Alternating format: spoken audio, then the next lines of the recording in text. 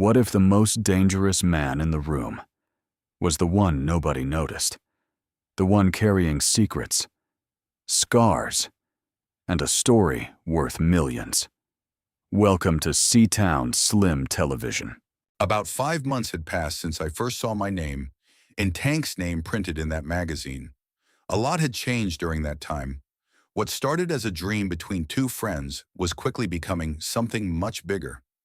My name, Seatown Slim, was catching fire. The books were moving. Readers were talking. Word was spreading from city to city. Every week brought more sales and more attention. What shocked me most wasn't the success.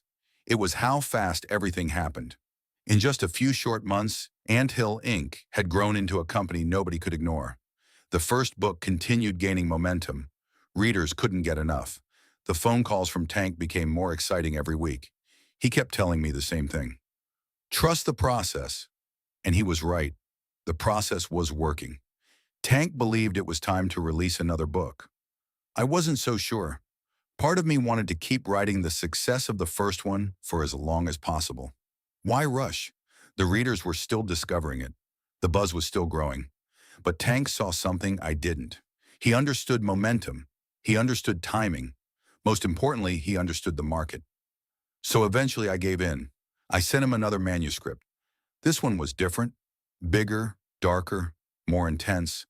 A story packed with betrayal, ambition, danger, and consequences.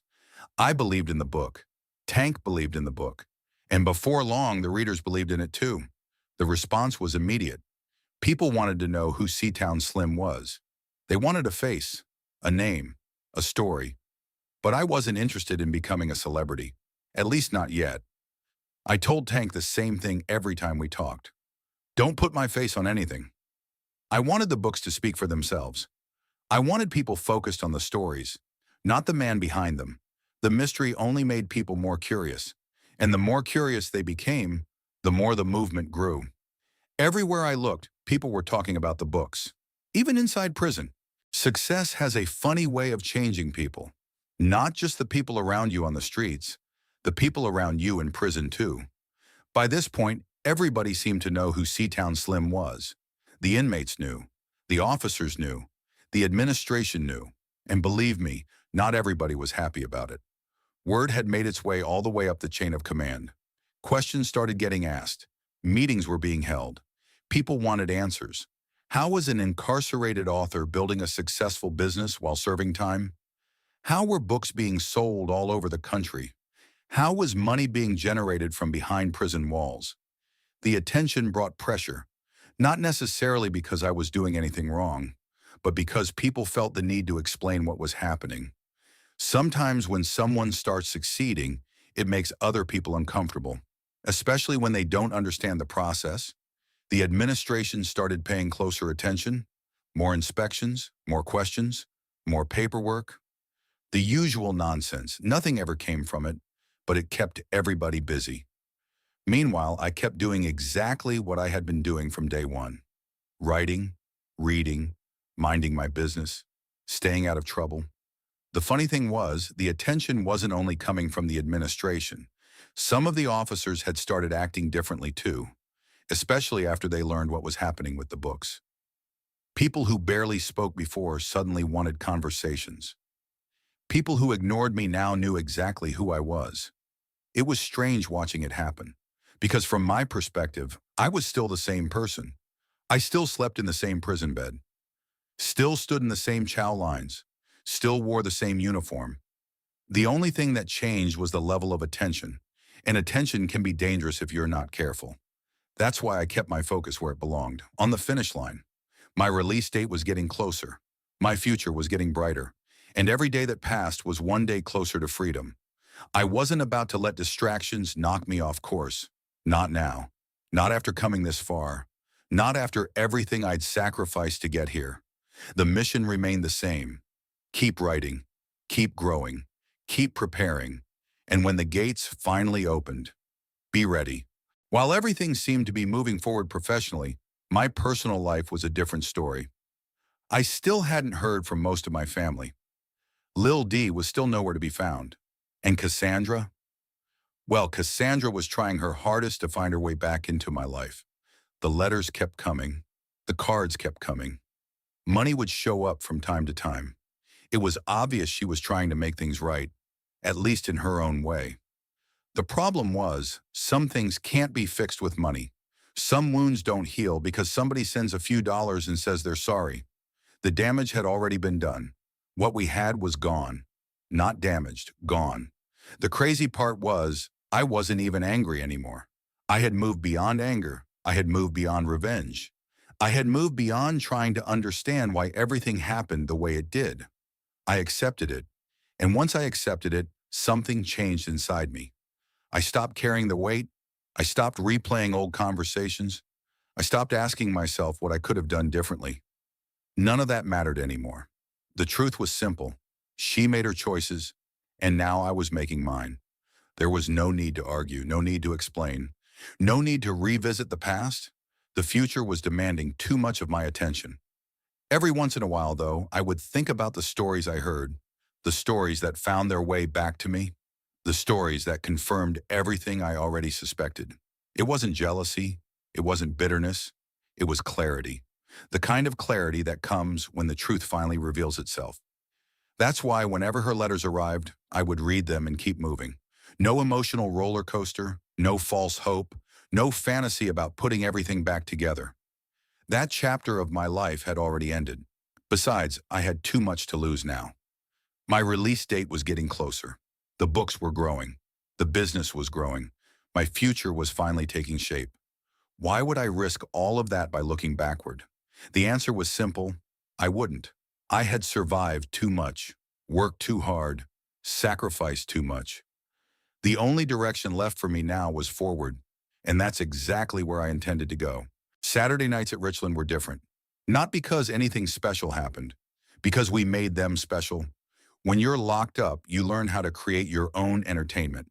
You learn how to take small things and turn them into events. For us, Saturday night was club night. Now, obviously, there wasn't an actual club. No music blasting, no VIP sections, no dance floor. But for a few hours every Saturday, we escaped the routine. Showtime at the Apollo came on, Soul Train came on, and every dorm across the compound tuned in. That was our club. That was our night out. Yo, Rome, let me get a shot of coffee for this Foxy. I looked up and saw my man Tim Johnson standing there. At one point, Tim had been my bunkie. Even after we moved to different areas, we stayed cool. You going to the club tonight? I asked with a grin. You already know. I laughed and reached into my locker. A few minutes later, I was putting together my own drink. Around Richland, we called it a Foxy. Everybody had their own version. Some made theirs one way, some made theirs another. The common goal was simple: stay awake, stay energized, and enjoy the evening. I only drank them once a week, Saturday nights. That was my rule. As I mixed everything together, I glanced toward the officer's station. A new officer had several guys gathered around talking. Nothing unusual. Prison was prison. Some things never changed. I shook my head and headed back toward my rack. Apollo was getting ready to start. Perfect timing. I sat my drink down and settled in. The familiar sounds of the show filled the dorm. The comedian opened the program and had the audience laughing. Around me, guys were yelling at the television, making jokes, arguing over performers. For a few moments, it almost felt normal. Almost. I took a sip of my drink and leaned back against my pillow. For the first time all day, I felt relaxed. The books, the prison politics, the future, all of it could wait. Tonight, I was just another guy watching television on a Saturday night. Or at least I thought I was. Because in a few minutes, somebody was about to walk onto that stage and completely capture my attention. I took another sip of my drink and settled deeper into my pillow. The comedian wrapped up his routine, and the crowd applauded. Then the announcer stepped forward. His voice carried across the television speakers. Ever since this young lady entered the music business, she's been breaking records and topping charts. Her debut album went multi-platinum, and she's showing no signs of slowing down. Ladies and gentlemen, please welcome Sky Divine. The crowd erupted. I glanced up at the television, and that's when I saw her for the first time. I don't know what I expected. But it wasn't that. The moment she walked onto the stage, everything around me seemed to fade into the background. The noise in the dorm disappeared. The conversations disappeared. Even the television itself seemed to disappear. All I saw was her. She moved across the stage with a confidence that couldn't be taught, a confidence that came from knowing exactly who she was. The audience loved her, and it was easy to understand why. There was something different about her, something that demanded attention. The camera moved in for a close-up, and for a moment I found myself completely caught off guard. Her eyes, her smile, the way she carried herself. Everything about her seemed effortless. I had seen beautiful women before, plenty of them, but there was something about Sky Divine that hit different. Maybe it was her presence, maybe it was her energy, maybe it was the way she connected with the crowd. Whatever it was, I couldn't look away. The music started, the lights dimmed, and then she began to sing. The entire arena seemed to move with her. Every note, every word, every emotion. She wasn't just performing a song, she was telling a story. The kind of story that made people feel something. The kind of story that made people forget about everything else for a few minutes. I found myself listening closer, watching closer, paying attention in a way I hadn't expected. Around me, guys in the dorm were talking, commenting on the show, making jokes, doing what they always did, but I barely heard any of it. Because for those few minutes, I was completely locked into the performance. And when the song ended, the crowd jumped to its feet. The applause was immediate. The arena exploded with cheers. Sky smiled and waved to the audience. And as she walked off the stage, I caught myself thinking the same thing everybody else probably was. Who is she really? Because there had to be more to her story than what the world was seeing. When Sky finished her performance, the crowd gave her a standing ovation. She smiled and waved as she exited the stage. For most people, that would have been enough. The applause, the admiration, the spotlight. But for Sky, performing wasn't just a career. It was an escape. For those few minutes on stage, she could forget about everything else. The pressure, the expectations, the people constantly pulling at her from every direction. The stage was the one place where she felt completely free. And tonight, she felt lighter than usual. Not because of the performance, not because of the crowd, but because Julius wasn't there. For once, his presence wasn't hanging over her shoulder. He was on the West Coast handling business and promoting a new music act. That meant she could breathe, at least for a little while. Young Gambino was still around, but Gambino didn't bother her. He wasn't constantly invading her space. He wasn't trying to control every move she made. That alone made the night feel different. After the show, Sky returned to one of her favorite escapes, books. Most people assumed a woman with her level of fame spent every free moment shopping, partying, or traveling. The truth was much simpler. Sky loved reading, especially urban fiction. Stories that felt real, stories that made her forget about her own problems, stories that transported her somewhere else. She read everything she could get her hands on. Every publisher, every new release, every author creating a buzz. Then one day someone gave her a book by an author she had never heard of before. The title was Black Rose. The author's name was Seatown Slim. At first she expected it to be like every other urban novel she'd read. But within a few chapters she realized something. This was different, very different. The characters felt alive. The dialogue felt authentic. The emotions felt real. The story pulled her in and refused to let go. Before she knew it, she was emotionally invested.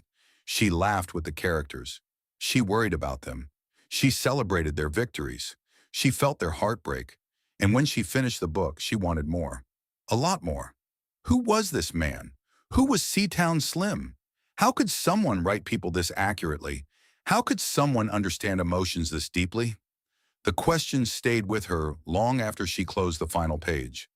For the first time in a long time, Sky found herself fascinated, not with a celebrity, not with an athlete, not with another entertainer, with a writer, and she was determined to learn more about him. The more Sky thought about Black Rose, the more curious she became. It wasn't just the story, it wasn't just the characters, it was the man behind the words. Who was Seatown Slim? That question stayed in her mind long after she finished the book. Most authors leave pieces of themselves inside their stories. Sky knew that. Every emotion, every conversation, every heartbreak, every triumph, it all had to come from somewhere.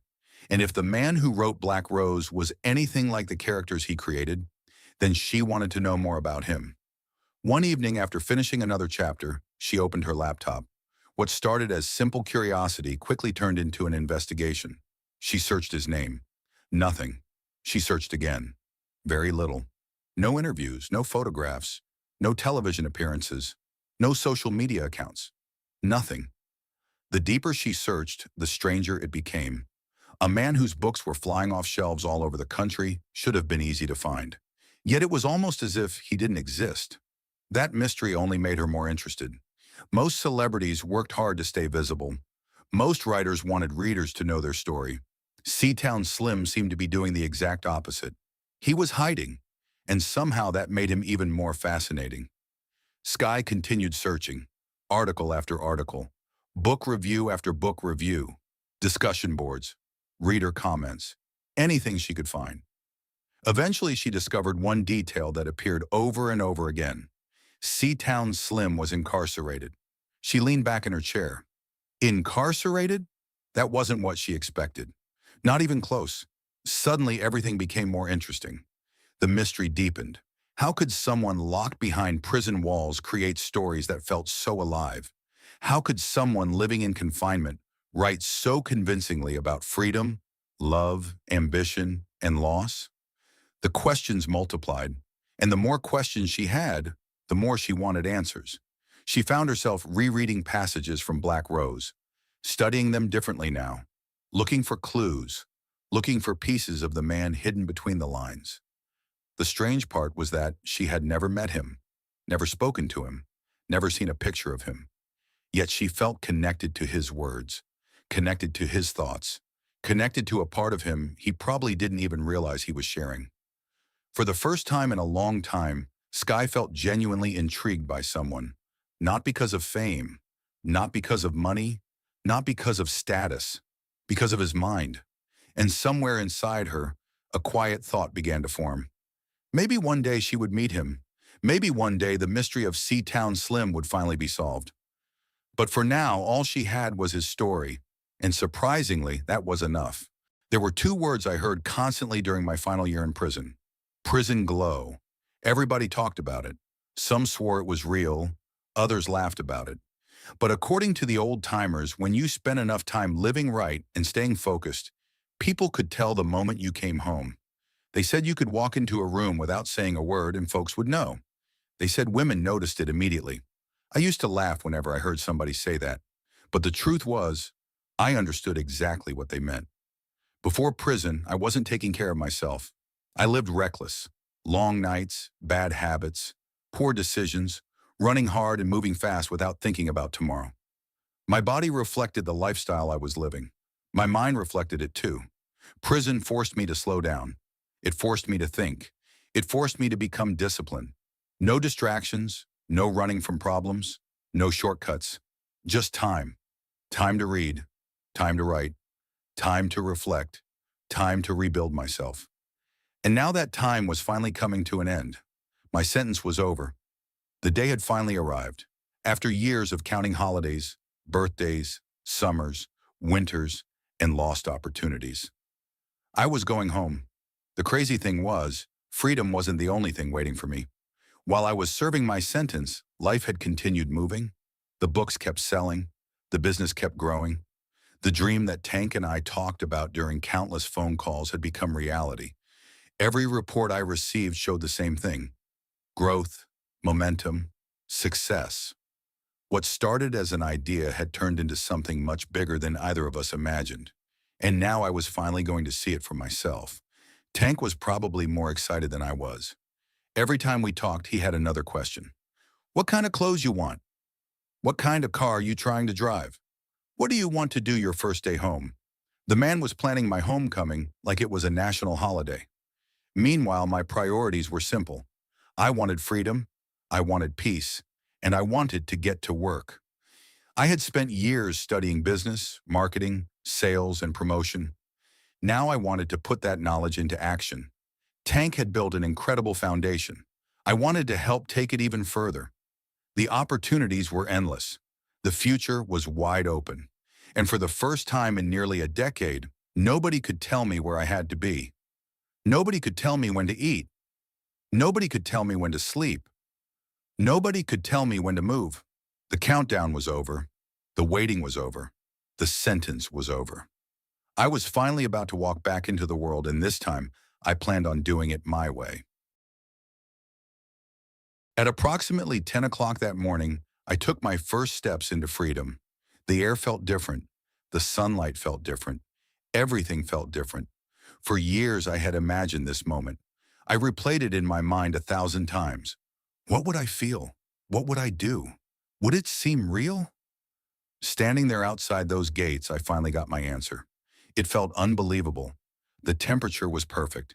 A light breeze drifted through the parking lot. People came and went, visiting loved ones and handling their business. Meanwhile, I stood there taking it all in. Free. Completely free. My attention wasn't on the people around me. It wasn't on the traffic. It wasn't even on the prison behind me.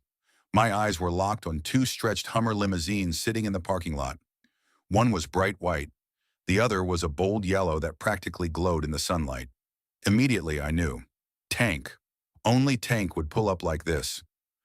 We had talked plenty of times while I was locked up. He told me he'd be there when I came home. What he didn't tell me was how he planned on showing up. As I watched the door of the white limousine open, out stepped Tank, the same confident grin, the same energy, the same larger-than-life personality. He looked like a man who had been waiting years for this moment. The second he saw me, his face lit up.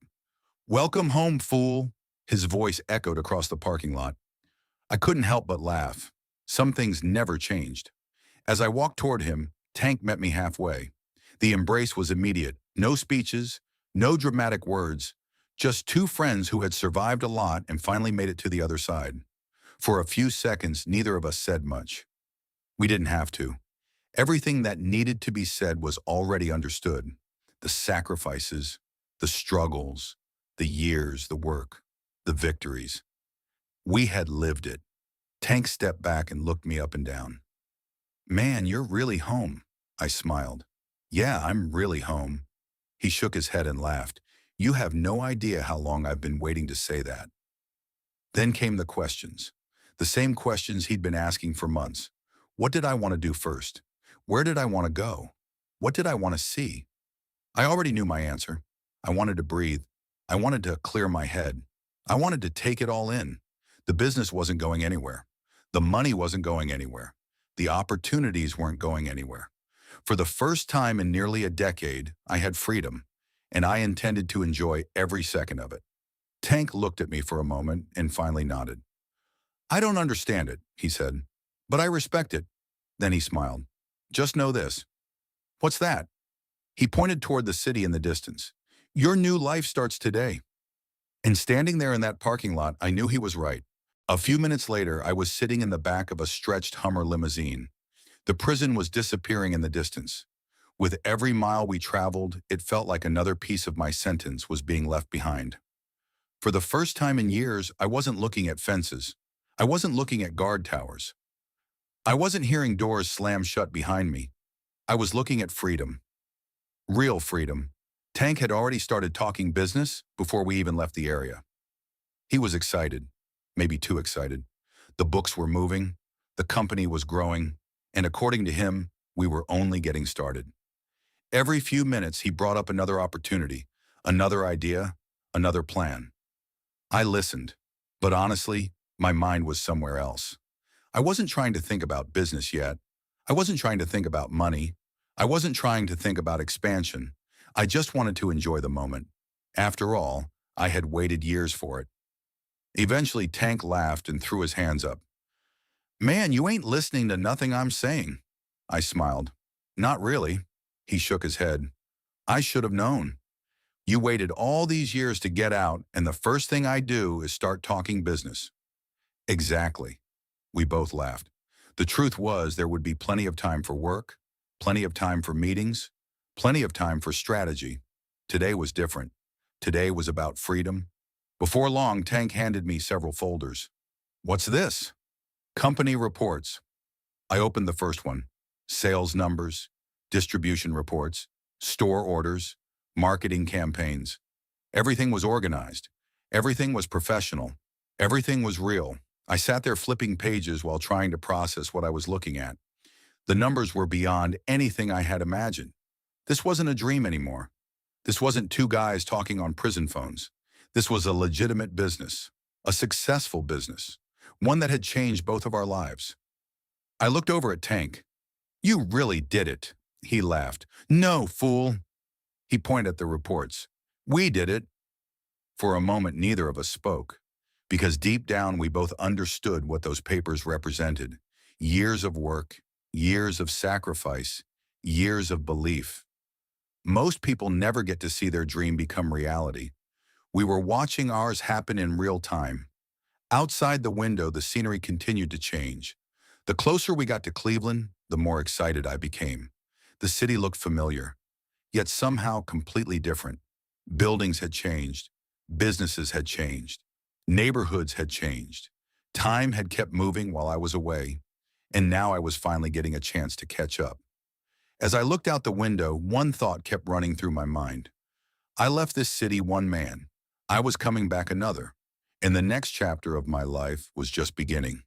The closer we got to Cleveland, the more I found myself staring out the window. I couldn't help it.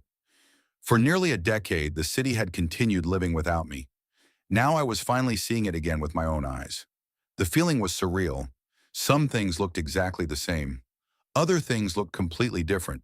New businesses had appeared. Old landmarks had disappeared. Entire sections of the city seemed transformed. I sat back and watched it all pass by, trying to catch up on 9 years of life in a single afternoon. The first thing I noticed was the traffic. The roads seemed busier. The vehicles looked different. Everywhere I looked, there were newer models, different styles, and trends I had never seen before. I felt like a time traveler stepping into a future version of the city I remembered. Then there was the fashion. That really caught me off guard. The styles had changed. The colors had changed. The entire culture seemed to have shifted while I was away. I had seen pictures in magazines, read articles, looked at advertisements. But seeing it in person was completely different. Nothing compares to being there. Nothing compares to seeing people moving through their everyday lives while you're finally able to do the same. For the first time in years, I wasn't looking through a prison fence. I wasn't watching the world from a distance. I was part of it again. And that realization hit me harder than I expected. Freedom wasn't just about being released. Freedom was about choices. The ability to decide where you wanted to go, what you wanted to eat, who you wanted to talk to, what direction you wanted your life to take. Those simple freedoms suddenly felt priceless. As we continued through the city, I found myself smiling. Not because of the money, not because of the success, not because of the business, because I was home. No matter where life took me after this moment, Cleveland would always be home. The city helped shape me. The streets taught me lessons. The struggles built my character. And now, after everything I had been through, I was getting a second chance to write a new chapter. A better chapter. A smarter chapter. A chapter where I finally had an opportunity to enjoy the rewards of all the sacrifices that had been made. As I looked out the window one more time, I realized something. For years, I had dreamed about coming home. Now that I was finally here, the dream was just beginning. After spending the afternoon taking in the city, I decided there were two things I absolutely needed: a fresh haircut and a real meal. Not prison food, not commissary, a real meal. The first stop was my old barber shop, the same place I'd been going before everything in my life changed. Walking through those doors felt familiar, like stepping back into a part of myself that had been waiting all these years. The conversations were the same. The jokes were the same. The atmosphere was the same. For a little while, it felt like no time had passed at all. I settled into the chair and let the barber work. When he spun me around toward the mirror, I couldn't help but smile. I finally looked like myself again. Not inmate Jerome Williams, just Jerome.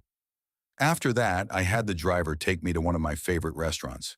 For years, I had dreamed about simple things: a good meal, a comfortable seat, the freedom to order whatever I wanted, the freedom to leave whenever I felt like it. Those little things meant more to me than most people could understand. I took my time, enjoyed every bite, enjoyed every second. There was no rush, no count time, no lockdown, no officer telling me where I needed to be, just peace. When I finally finished eating, I sat back feeling completely satisfied. Then I told the driver something simple. "Take me to a nice hotel." The driver glanced at me through the mirror. "I'm sorry, sir." His response immediately caught my attention. Mr. Tank gave me different instructions. I frowned. "What do you mean, different instructions?" Without saying another word, the driver handed me a small box. Inside was a set of keys, along with a short note containing a security code. I looked at the keys, then at the code, then back at the driver. "I don't understand." The driver smiled. "He told me you would say that." I stared down at the box. Tank had been planning something much bigger than a limousine ride, something much bigger than a welcome home celebration. I should have known. The man never did anything halfway. The rest of the ride passed quietly. I spent most of it wondering what he had up his sleeve. Eventually, the limousine slowed, then stopped. I looked out the window. At first, I thought there had been some kind of mistake. This definitely wasn't a hotel. I looked around again, still confused. The driver stepped out and opened my door. "Welcome home, Mr. Williams." Home! I stepped out onto the sidewalk and looked up at the building. My confusion only grew, because whatever Tank had planned, it was far bigger than anything I had imagined. I stood there for a moment staring at the building. Tank had done a lot of things over the years. Some smart, some crazy, most of them somewhere in between. But whatever this was, it had my full attention. I grabbed my bags and headed inside. The lobby alone told me this wasn't some ordinary apartment. Everything was spotless, modern, upscale, the kind of place I never imagined myself living in while sitting in a prison cell. I found the elevator and rode it upstairs. The entire way, I kept wondering what Tank was thinking. The doors opened. I stepped into the hallway, walked down to the unit, pulled the keys from my pocket, and unlocked the door. The second I stepped inside, I froze. The place was incredible.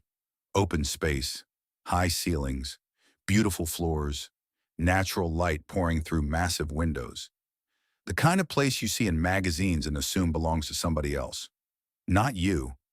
For a few moments, I simply stood there, taking it all in, trying to process what I was looking at. Everything felt unreal. 9 years earlier, I had walked into prison with little more than regrets and bad decisions. Now I was standing inside a luxury loft overlooking the city I loved. Life had a funny way of changing, slowly, then all at once.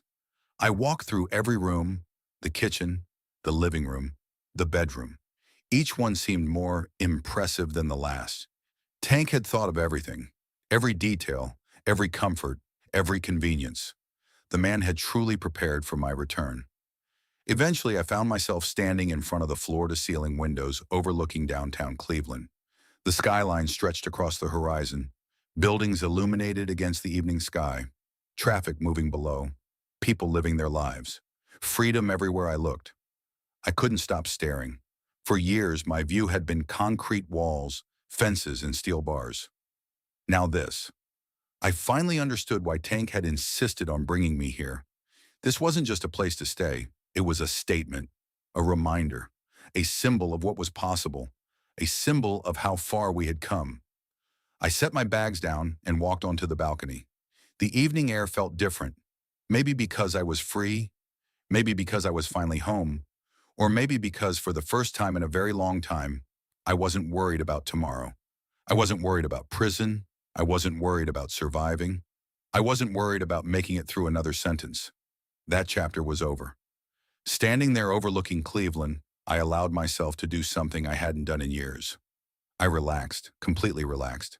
The city lights shimmered in the distance, and for the first time since my release that morning, everything became real. I was home, I was free, and my new life had officially begun. Some stories end, but the real ones leave questions unanswered. If this chapter pulled you in, like, subscribe, and share, because the next move changes everything.